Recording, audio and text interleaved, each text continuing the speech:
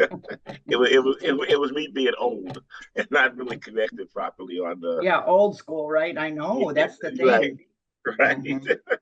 So, hey, so I guess that Chris did our countdown. It's Okay, we're here. yeah, we're into it. So we're gonna get started, and people come as they come, and don't as they don't, and we'll leave it at that. I know that we've got, I believe Frank and Nate both had some other obligations, so you guys are stuck with me and Michael. I promise I'm gonna let Michael talk more and me less, and I would love all the conversation from you guys as well. So what we actually had planned this to be was more of a open conversation mastermind on what we're doing right now. I mean, we all survived the 17th, right? It's the 19th. So we're 2 days into the Armageddon. Right. And guess what? We're all still here and standing. But I can tell you, all of us, I'm not going to say all of us, I know two of us here have already taken a couple of body blows and got some war wounds. So we'll discuss. We'll discuss some of that as well. But I guess we can start out with Michael or anything. Michael, is there anything in particular you wanted to start out and talk about, or should we start out here? Anybody have some questions or something they want to share so far that has happened, good or bad, for that matter? Since we started using the new forms. Let's start out with some questions that we can kind of get into them. And it's like you said, it's we had Y2K and everybody's there, and now we had August 17th, and we're all still here as well. So. Right. All right, Sid, you got something to share? I don't know fully about the forms, but several weeks ago we did or maybe a month or two ago, we did the training on the DST. And I just want to really encourage everybody, get really Delaware statutory trust. And I just want to say that I won an extra listing because I took the training on the DST. I had one listing from the client, and as we're signing the paperwork, I was just, you always interview your client and understand why is going on, why are you selling, all these things. And as she's talking, I'm going, well, hey, 3 days ago, I just took this class on DST. And in my head, I'm going, you actually might be a perfect candidate for this. So that's my inside voice. And so I, kind of stumbled through it, just describing it and said, I'm not an expert, but here's the principle of how that works. And, because she had a rental property that she was paying, $20,000 a year in maintenance fees and taxes and insurance and everything like that. And, it's a $500,000 property and she's only making 16 grand.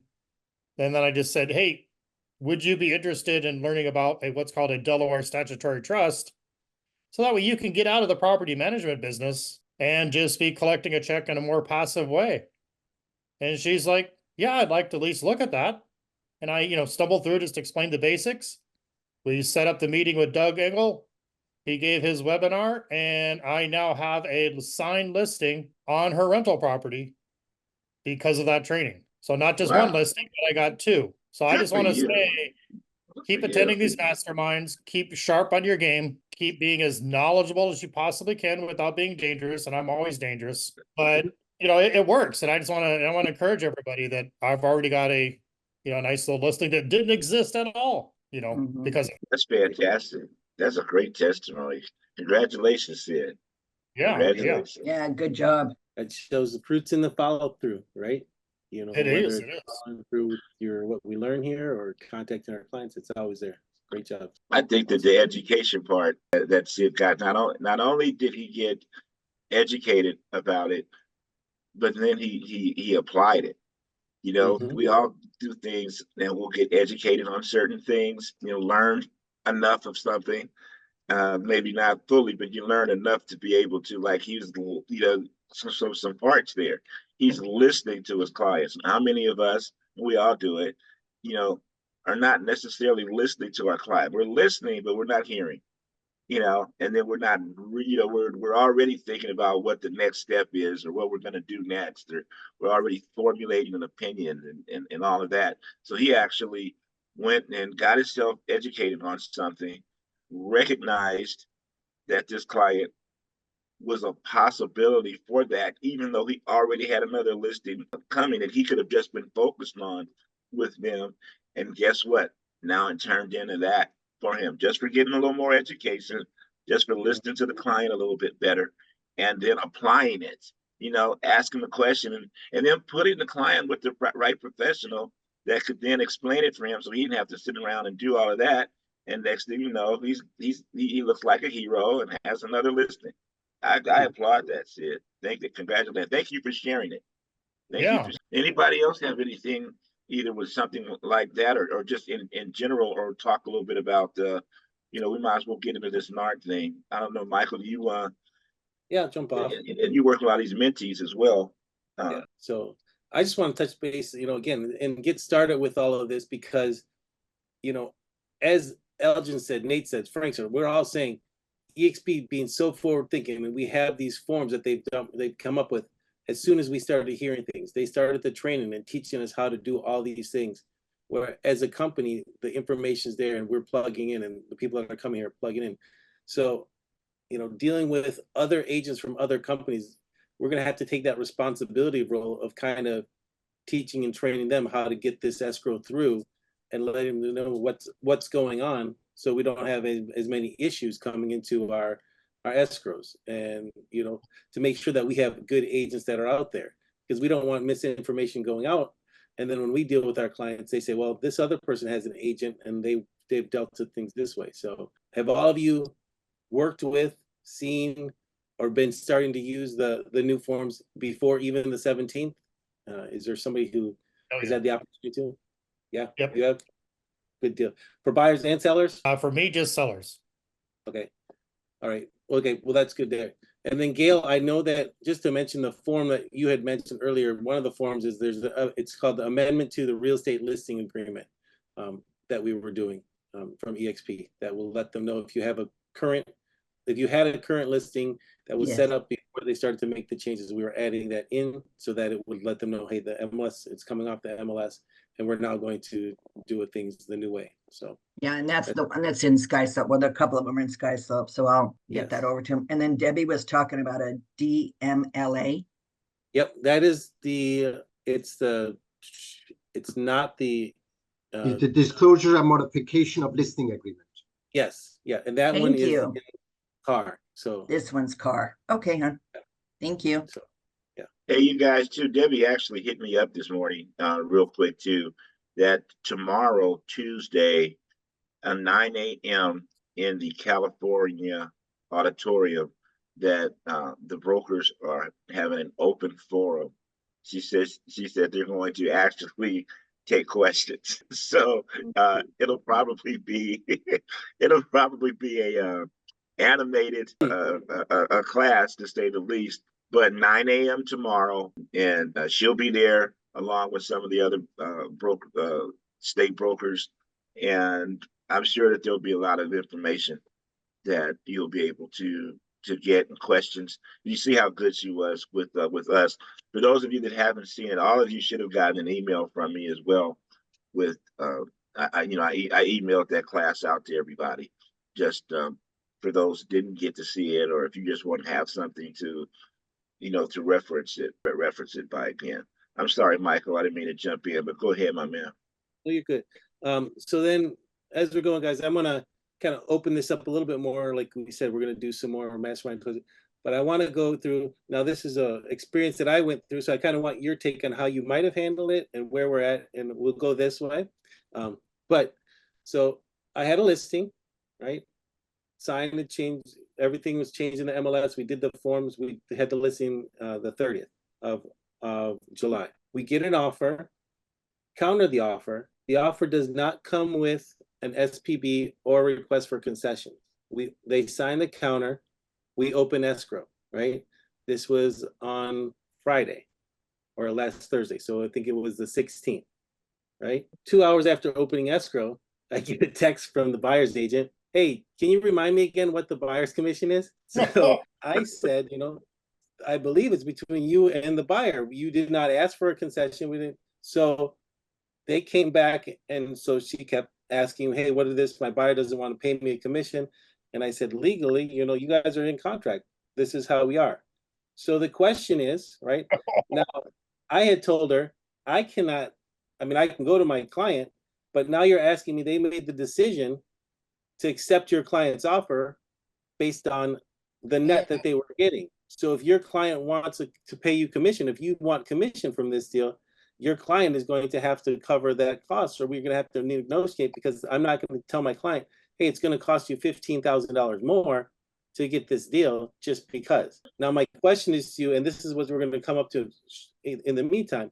If you guys have somebody write you an offer without that, right? And this is where I was tied. As a fiduciary duty to my seller, I felt I should not go back and say to the buyer's agent, are you asking for compensation? Because that opens the door and that says, okay, now I'm going to cost my client the money. With this transition, where's your thought? Are you saying, are you aware of the new rules, or do you leave it be and just assume when you get into the situation? Because eventually for us, the buyer's agent, I'm sure, went back to the buyer and told them, well, they're supposed to pay me, but they didn't. And then they canceled, because her response to us was also, that doesn't change until the 17th.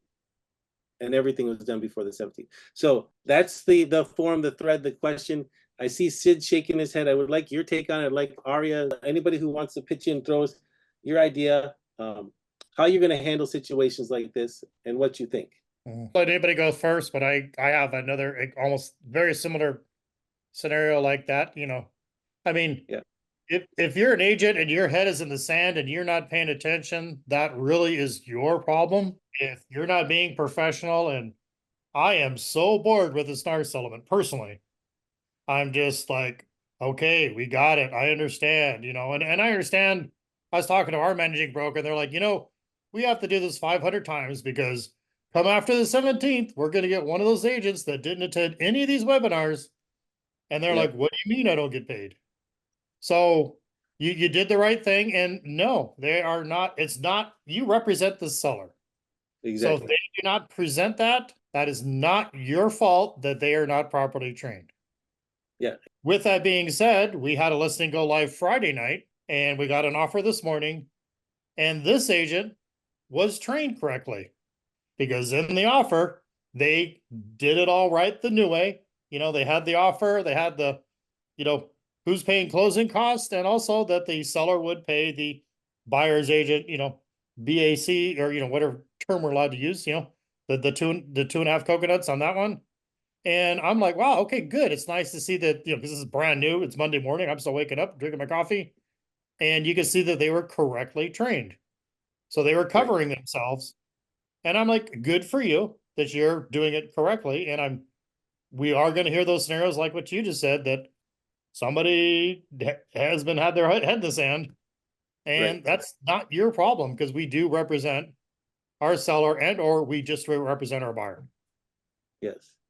So one thing I want to tell you, I think that we were wondering, when I was with escrow, so when we opened escrow, obviously as an agent, I'm not necessarily asking the buyer's agent, will you send me your BRBC, your buyer's representation, right? But escrow, the escrow company I work with, they have said that they've been requesting that from the buyer's agent, because on our SPBB, it says you cannot get paid more than your buyer's representation agreement. Right. So you can agree for anything. If they had something less, it would be there. So that was something huge. But yeah, you're going to have people that come in that know, and then also ones that come in and don't know. But you have to, you know, I guess each situation is different, and then dealing with the aftermath. How about your take on everything, Aria? Have you had an experience like this yet? Well, no, I haven't had an experience where somebody turned in anything. I have a listing, and you know, it went to the transition, even though we had offers, but it's a probate, so the seller did not entertain it. So now, of course, people are asking. What I would have done is, as soon as I realized we accepted the offer that they didn't ask for compensation, because I have a fiduciary to the seller, I probably would have made the seller aware of it, that this is going to come back and they might ask for it. And obviously they already have also due diligence period. So, you know, I don't want to necessarily get the agent on the wrong side, even though they should have paid attention. But I think I always like to say this is the time we should provide the higher road, the leadership, and be helping each other to really become graceful out of this, because, you know, there's always mistakes can be made. But I would pretty much would have alerted the seller that there is a compensation that they might ask for it. How much are you willing to give based on the offer that they have written? And kind of just get a taste from them to see, are they willing to give anything? And if they said, absolutely not, I'm actually happy, Michael, you are my hero. I hope that I get a good agent that I would not pay anything, and you made it happen. Kudos to you. Well, then you already know that kind of where you were standing with that seller, versus if the seller said, well, if they ask for it, we give them. Since they didn't ask for it, we don't. Then, of course, we let. And then I would probably have a conversation with the buyer agent. And I asked, I said, could you please send me your buyer representation form so that pretty much I can present it to the seller and let them know that you're asking for it? And then I would actually want to see, do they have even a buyer representation form? If they don't even have a buyer representation form, I would say, please consult with your broker, because at that time, massively, they need to get educated and get with the program. And I don't want to that necessarily myself or our brokerage doing training that sometimes might come and bite us, because again, they have their own broker, their own leaders. Right. If they ask for help, I help them. But I would basically push it back if they don't have even a buyer representation, and maybe would send them some information.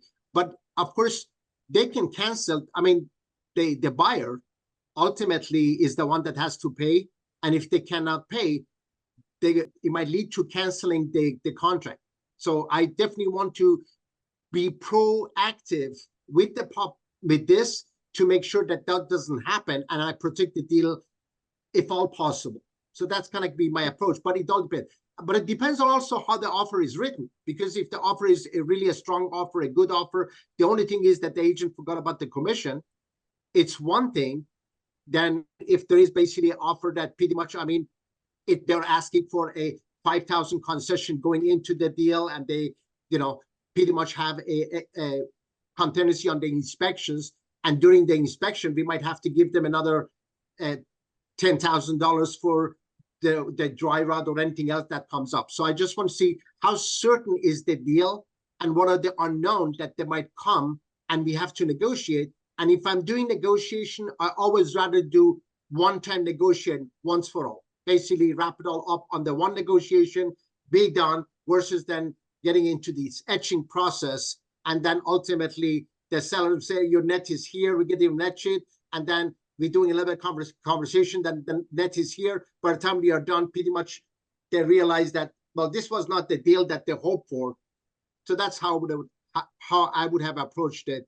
But of course, definitely having an educational approach and helping other people to learn and grow and do the best out of this, because this is our industry. And I think, we should really be the leaders that we are. Back to you. Thank you. Yeah, good deal. Thank you. Anybody else has an opinion on facts, or Elgin, you want to share something? The only thing that I would have probably done different, Michael, is when I did not get anything, because they don't have to send us over the buyer broker agreement, but when I did not get, if I did not get anything for them asking for concessions, since it was before the 17th, I would have probably just asked the agent, hey, do you have a buyer broker's agreement? So your buyer's paying you, right? And I would have probably said that. And I probably would have only said that because it was, well, I shouldn't say that, but because it was before the 17th, I would have probably said that, so that if the agent did make a mistake or was uneducated or whatever the case may be, I possibly could have gotten it resolved before I involved my seller. Right. But that's the. Other than that, I think that you handled it correctly, and then at this point, it's just a matter of trying to work it out, or they're going to back out, whatever they're going to do at this particular point. But your responsibility, and they're making it perfectly clear with the way the forms is set up, is to represent repping the seller only. Mm-hmm. So that has to be the focus of your fiduciary, or our fiduciary responsibility. I want to this is just me personally. I want to be able to help and work with the other agents, just like we would have normally, you need it done. But I also don't want to do their job. Right. It's like moving, down the line further. I don't want to do their job. If I can't, I can't share, quote unquote, commission, blah blah blah, and all that. That agent, I'm willing to help, particularly depending upon how the agent is. You guys know there's some agents out there, they're going to come at you like they know everything in the world, and this is my world now, and I'm doing this. Okay, well, we'll figure that out. But then you're going to have some people, because like myself, to be very honest, if I'm writing up an offer on something and there's something I'm not quite sure about, I'm just going to ask. Right. I'm going to ask. And like I had mentioned on like last week, if I'm writing an offer on something, even though unless there's been a different discussion, even though my buyer has a buyer broker's agreement and say they're going to pay whatever, I'm still asking the seller for concessions. If I'm repping the buyer, I'm trying to get it paid for them. Just like when you're repping the seller, you're trying to get them the most money possible and all that as well. So if I'm representing the buyer, I'm asking for concessions, unless the buyer just says, no, we got it and they got enough money and we want a lower price, whatever. Of course, that's a different circumstance. But if not, I figure I'm fighting for the buyer at that particular point, and I'm doing that. On the seller side, I'm still the three that I've done since this was coming. I'm still filling out net sheets showing the seller what it would be at if they wind up in a quote unquote more normal circumstances based upon what we were doing before. I've been showing them what that net would be. So that's it. Somewhere in this ballpark is possibly where your seller concession will be if they ask. So they already kind of know the bottom line, and hopefully at that point they're like the three that I've done so far, they've all been fine with what the bottom line will be. Now, needless to say, two of them were quote unquote before the 17th. The other one was right after that, the ballpark. So we filled out the EXP agreement, but I still filled out net sheets for them with a 2.5%. 2.5% is if they were paying for the buyer's broker, and that the net was fine, and they all were comfortable with the net. So I figure if they're all comfortable with the net, when the offers come in, if that offer comes in and everything, all things being equal, that they'll still pay that. Hey, hey, Mike, I meant to tell you this for you guys. How are you guys handling the? Are you guys working on any new construction? Well, we had a thing at Williams Homes Thursday, and between that and what Debbie was saying last Monday, they have some interesting takes. Like I thought honestly that if it were new construction, you did not have to have any buyer's broker agreement or anything at all originally.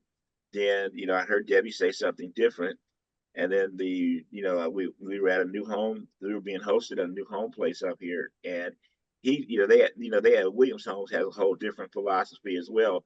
How are you guys handling your new construction buyers? Go ahead, Ari. I will take this, and before I get to answer your question, I want to make a comment on what we discussed.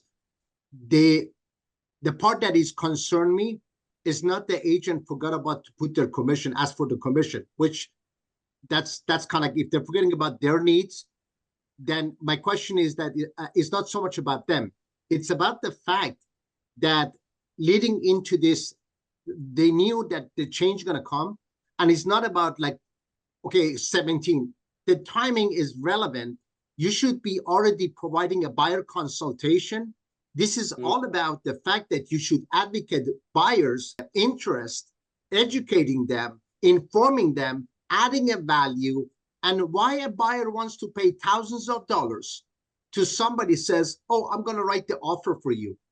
Well, I'm going to have my attorney write it for me, probably charge per hour, and it might be less. We have to be really articulated and very clear about right now is the same way that if you go get a listing, you're not going to get a listing because you're just asking for the listing. You're going to compete. You have to like sit, add another nugget of of value. You have to be insightful. You have to show that you're sharp. You have to demonstrate that you understand their needs. You're going to demonstrate that you're going to get the top notch. You have to show that you have been in industry, you're networking. You have to bring everything into the equation to get that listing. And when it's a buyer that basically forget about their own commission, my question is that, did you ever think about the buyer? I mean, are you even representing them? The reason that I asked for the buyer representation form, just to see if even went to the formality, or they even have not done that even. And that's the concern that we have. And when it comes to that, then those agents should not get paid. They should forget about, they should actually lose the deal, not get paid, so that they can learn. I remember years ago, I was in an event, and this lady came in a Toastmaster meeting, came and gave me a big hug. Her name is Pamela Shemke, wonderful RE/MAX agent. And she said, Arya, I just want to thank you. And I said, what did I do? How are you doing, Pamela? Haven't seen you for 20 years. She said, I want to thank you because you taught me a lesson day one. When you wrote an offer 20 years ago, you asked for 5,000 concession. I didn't see it, and I had to pay it in escrow. And since then, I'm reading the contract verbiage line by line. So I want to thank you for teaching me the biggest lesson. You have been one of my biggest teachers in real estate. And I said, wow, I apologize that I didn't know that actually that happened. I wish you would have told me. I tried to help you out. But thank you so much for making a positive spin and really taking the lessons with it. So that on that. On the question that you asked on the new construction, even though there is different forms, I was teaching the buyer representation form for the last 8 years at our association. I learned it from John Pinto, the creator of the very form, in the 1990s. And in the first class that I have taken, when we didn't have internet, that's how far back it goes. We had to go to the title company, and the class that was advertised by the title company was Skyrocket Your Business by Implementing Your Buyer Broker System. I had no idea what this is all about. At that time, I was a system engineer, but I knew that skyrocketing, it means the skyrocketing, of course, I need to skyrocket, but I just need to get a deal. I was brand new. I was a rookie. But the system, it meant predictable. Long story short, I was wondering why not all agents are using this buyer representation.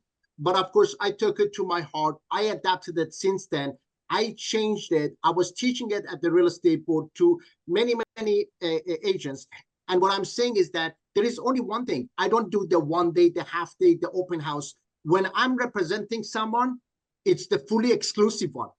And I would basically sit with them. I do a consultation, and I know I have a buyer, and they know they have an agent. There should be no ambiguity. Is that, Sonny, do you have an agent? Well, I don't know. No, they should say, yes, Arya is my agent. He's bald and bold, and this is 10 of his cards. And he's basically come to every event to represent me. I'm going to go to new home builds. I'm going to go to the open houses.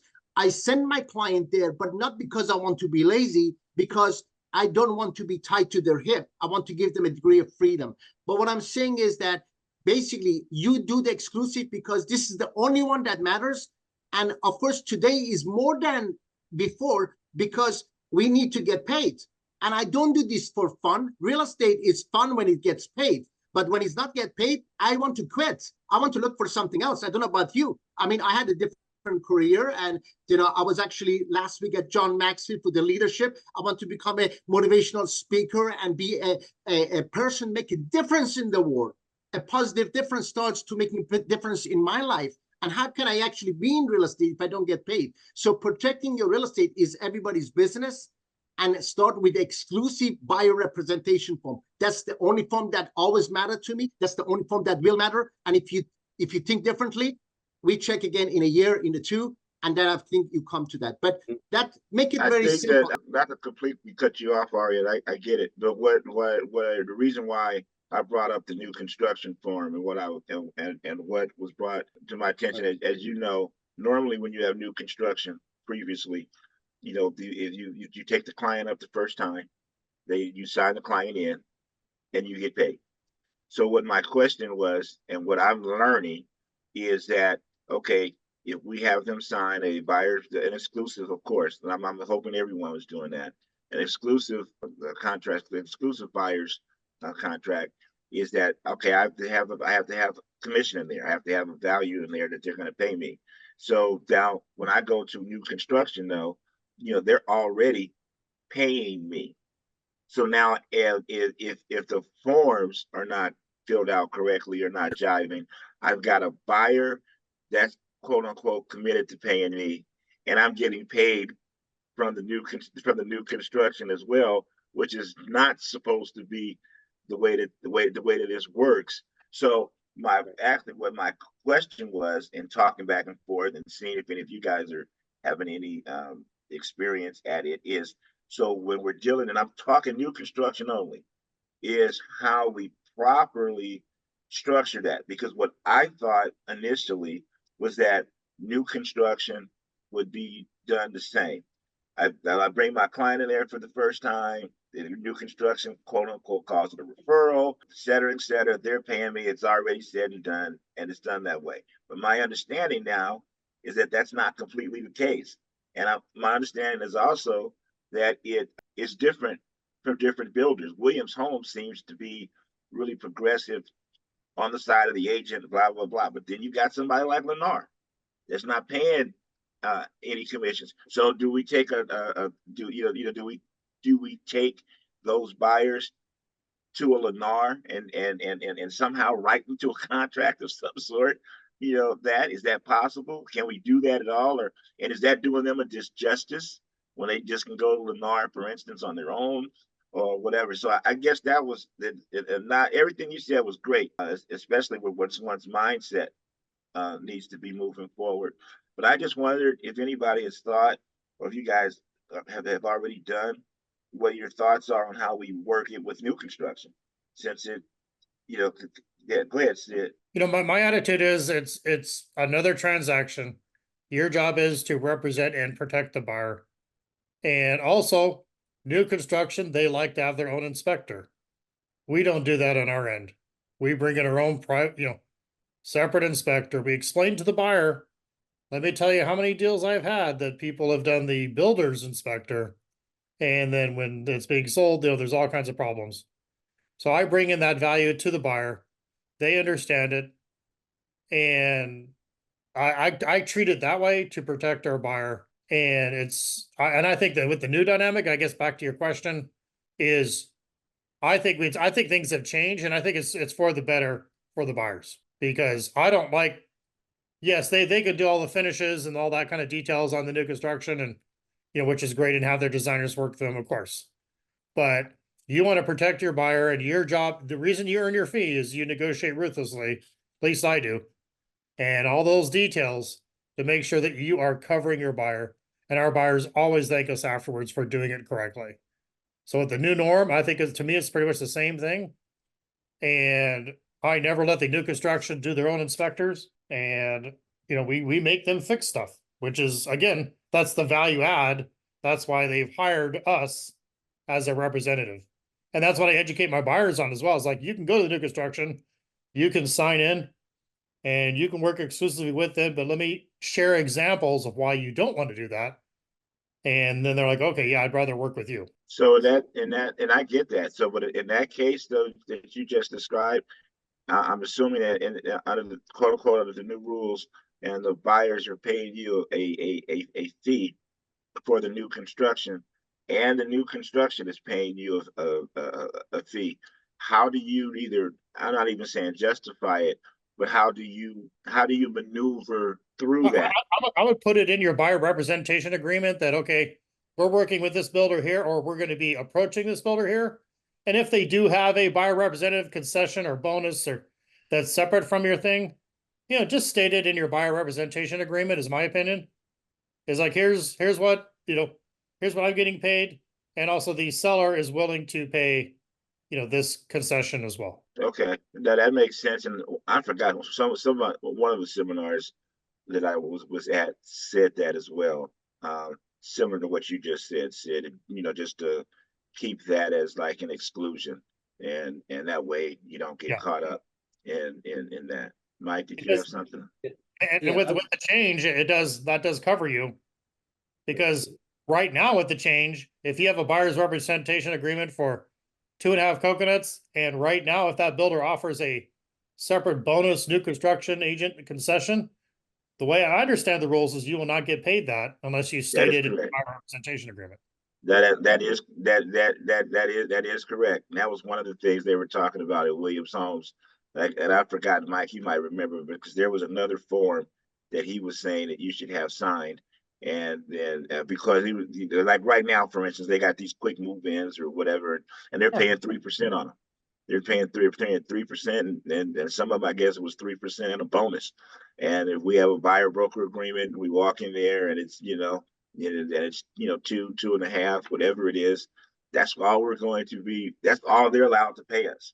Yes, So, exactly. So So I it's like think a single family home representation agreement. I was like, I would make it for that particular builder. Yeah. Because you never know That's which unit they're gonna purchase. But I think that would cover you. I could stand corrected, but I think that would cover you.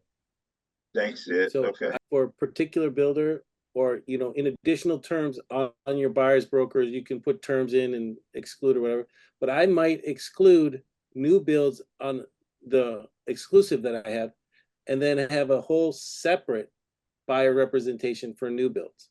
Yeah, that's a good And idea. then I could all put it on there. So here's your things if we go buy, resales. But if you're going to buy a new build, it's going to be this way. And if you're going to do it that way, then here, and then I can put in the terms. If there's a concession that the new build is paying as a bonus or whatever, up to whatever this percentage is that we agreed upon, that will be the difference that you'll pay. So that I'm never going to get double paid, and you're not going to be responsible for paying me what they pay me if it's as a bonus.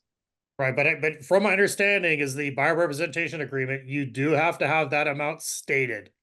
It can't be like Correct. new build and whatever concession. It has to be, 5,000 coconuts, 10,000 to whatever that number is.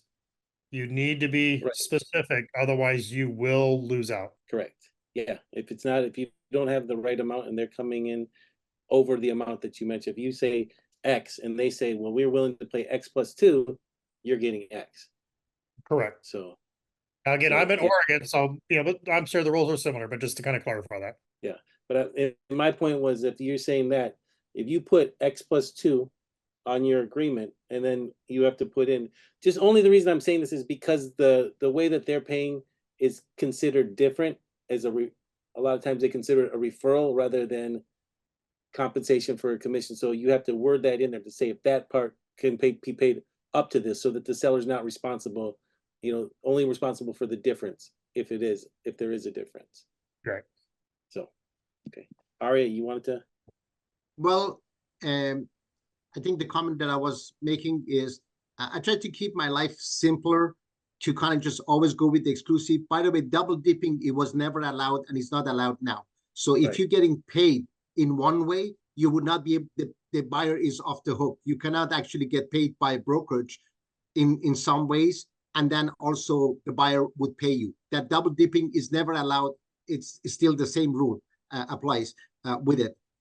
But what I like about the exclusive one is that, and of course you don't want to really make it very restrictive because you don't know what the buyer would be doing.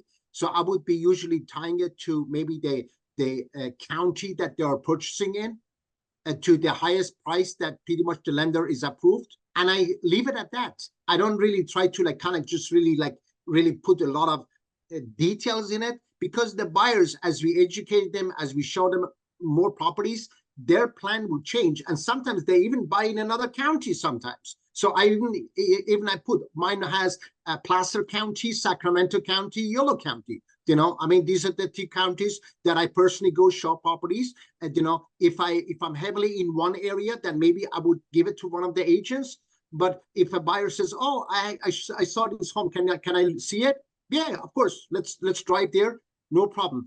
As simpler as you treat this business, easier it gets for you. Don't try to overcomplicate. Exactly. I use one form that is generic. And the idea is this: with the buyer, I'm not trying to gouge them. That's not the intention. So I always tell them, Sid, I'm buying this buyer representation. This connects us together so that now I can advocate your interest. And of course, now under this obligation, you're paying me 3%. Of course, I'm a great negotiator, so I would negotiate with the seller. And in that event, then hopefully you don't have to pay nothing. Maybe you have to pay half of it. And sometimes maybe then now it doesn't work because there is multiple offers and you might have to pay all of it. But of course, you never have to pay more than what we agreed today. And of course, you always know when we look at the property, as soon as I know the information, I would let you know. Is that fair? I mean, this is a conversation that takes place, and I give them the value, the inspection, all the negotiation, all this.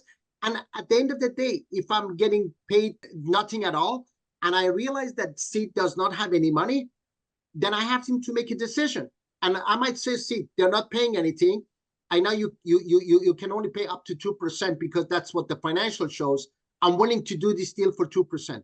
Again, we make a new agreement between us. If I cannot be the great negotiator, maybe I don't want to penalize him. But again, it's always advocating. The biggest things that I'm looking at is if I'm actually ever in the court, hopefully never, ever have to witness that. But can I look at the eye of the judge, the rest of the people, especially my buyer, and basically look at God, my creator, and says that I have advocated the best for my clients. That's all that matters. Justice is not just. But the thing is, if I can look at someone's eye and know that I have in my heart, I have done the right thing, that all that matters at the end of when we leave this earth. Back to you. So let me ask you guys this then, going back on that. Now we're switching sides, right? You write your offer. You have an offer come into you, right? Now you're representing the seller. You can counter an offer in two ways. You can come back and you can say, or not you, obviously, the seller can counter an offer in two ways. It's not you, right? But as an agent, you can tell them, here's a couple ways you can do it. You can say, okay, you guys can take that offer and you are going to compensate the buyers, you're going to cover the responsibility of the buyer's agent up until this percentage, which is what you're comfortable with. Would you say, okay?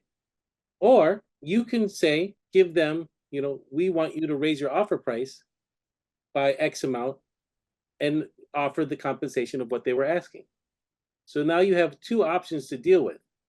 And one of them, it may seem a little bit like, oh, okay, wait, they're taking more money. But in the side that you're thinking, if you don't do this, the buyer has to come up with extra money, that may be a better option. And I was just thinking of that because I know a lot of times people just say, well, just reduce the thing and then you don't have to worry about it. But if you counter and you have the true sense, you're thinking, and we're not doing the job of the buyer, which is whatever, of the buyer's agent, but that may make the thing more possible. And that's a conversation to have. And I just kind of want some takes and thoughts on that. Yeah. The offer that we just had in, they raised the price by the cost of the closing costs. So in essence, the seller's not paying those closing costs and the buyer raised it up that higher to cover those closing costs. And that's exactly, again, I could tell it was a smart buyer's agent, which is good. And they did it right. And that made sense. And it's like, why not? You're not losing anything. I mean, that's pretty much how we handle this, how we handled the stuff previously, and it's going to depend, on offer. It's going to depend upon, in my opinion, offer to offer. It's also going to depend upon what the actual value of the property is, because if the property value is X and we know we're at pretty much the ceiling of X, once you begin to raise the price in any form, the thing needs to appraise. So now I want to make sure as much as possible at this point that wherever we end up with negotiation wise, that the property still has an opportunity to appraise. Because if it doesn't appraise, I got to revisit this again. And kind of one of the things, like Aria said, I would prefer to do this one time, if at all possible. Now, I know sometimes it doesn't work out that way, etc. But you guys know you might have something that's be priced at 700, and that's the top end of the market right now. Now, the buyer's agent comes in and they offer 700 plus 3%. Well, that's a lot. That's a different. That's a much different price that it now has to appraise for. And since it all has to be broken down properly or this is going to buyer concession, this is going to buyer's closing costs, et cetera, et cetera. The appraiser is not going to add value to the property because the buyer's paying the commission. Right. You know, and not gonna, so my approach to this, and it always has been this way, because, you know, also obviously, you know, we're talking about concessions right now in regards to the buyer's agent's fee, but you know, we've all had situations to where that the buyers needed closing costs. We've all had, you know, and that's what the negotiation standpoint would be. So for me as the listing agent, it's all going to come down to the numbers, and the numbers for me are, one, if it's a net that is acceptable to my seller, that they feel comfortable about. And then part of my job at that point is to say, okay, I know you're you know, they're coming in, they're trying to do this. This is great, but we may have to revisit this if this doesn't appraise. And if it doesn't appraise, are you willing to come down on are you willing at that point to come down on your price? You know, are you willing to, that's something that you need to consider. Because, you know, you'll have some sellers that just roll the dice. Well, let's just see. And if it works out, great. We can always come down. I mean, we'd all heard that, right? So then you get into it, and they don't want to come to. So just for me, I'm gonna do a deal for deal, and try to look at the picture and paint as a whole, and then go from there. None of it's gonna work 100% of the time, but if I can get it to work 7 out of 10, boy, I can save myself a whole lot of time and extra stress for it. So that's just my opinion, because I don't think I don't think all of this is going to look the same 12 months from now. I think as we go through this, I think it's all very fluid. I think there'll be other things that come down, because I don't think that I don't think that the spirit, at least it shouldn't be, the spirit of quote unquote transparency like this, and the buyers, blah blah blah, is to just add a fee, add more money on top of them to get into a property. Because now they're paying for, you know, if the concessions are on top, now that goes into their monthly payment. Now that goes into there's more to it than just doing that. Now, if it works out and everybody's comfortable with it, understand it, they still qualify, I'm 100% in.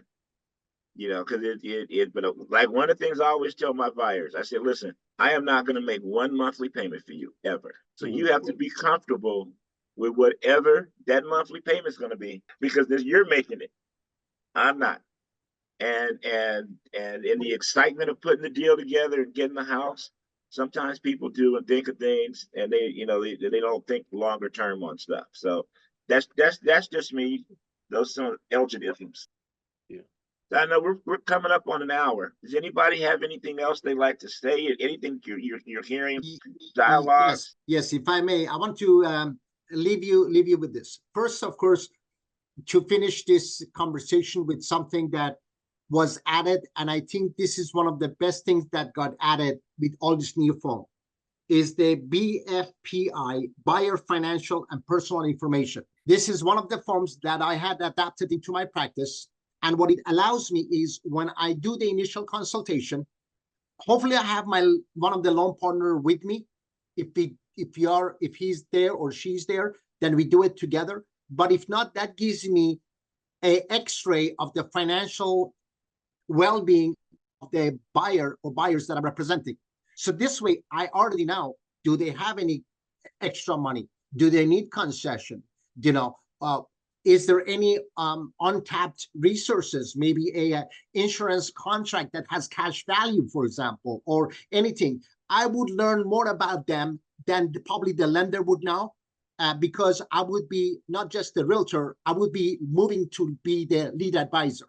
And what I mean is, then this way I can coach them and help them how to have a better life beyond even purchasing a home. So that's how I look at the relationship, is once somebody coded with me, I would basically go to the rest of their life with them.